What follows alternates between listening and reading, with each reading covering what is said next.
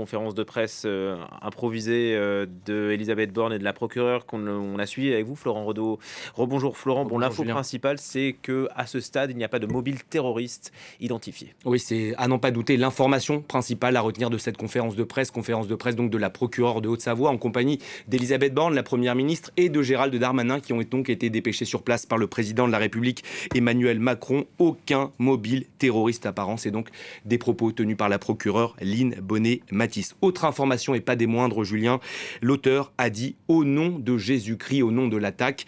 Comment on le sait? Eh bien, ce sont des propos qui ont été tenus dans une vidéo qui a pu être consultée par l'AFP. Ce sera bien sûr aux enquêteurs de déterminer si ce « au nom de Jésus-Christ » peut constituer un caractère terroriste. On l'a dit toute l'après-midi, le parquet national antiterroriste s'est saisi de l'affaire. Il prend son temps. Pourquoi? Eh bien, lorsqu'il a pris une décision, il ne peut pas revenir en arrière. Vous comprenez donc l'intérêt d'attendre, d'avoir plus d'éléments pour pouvoir statuer. Va-t-il retenir le caractère terroriste? Vous l'avez compris, ce n'est pas la piste privilégiée pour le moment. Les enquêteurs, c'est certain, vont devoir se poser plusieurs questions. L'assaillant a-t-il agi seul, au nom d'un groupe, au nom d'une organisation terroriste? Était-il membre d'une quelconque organisation?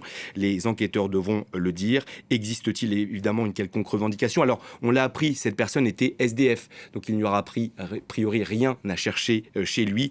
Elisabeth Borne, la première ministre, l'a dit également.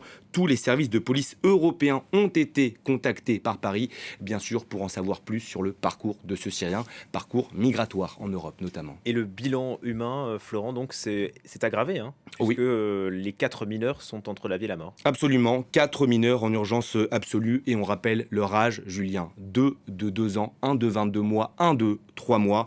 On l'avait appris un petit peu plus tôt, c'est un frère et une sœur qui sont ensemble en urgence absolue. Ça veut dire que leur pronostic vital est engagé, ils sont donc entre la vie et la mort, d'où l'onde de choc ici en France. Ce n'est pas attaque comme une autre aujourd'hui. 4 enfants, 2 adultes également, c'est important de le préciser, dont un qui est en urgence absolue. C'est un homme âgé de 78 ans. Un drame survenu également dans une ville très calme, Annecy.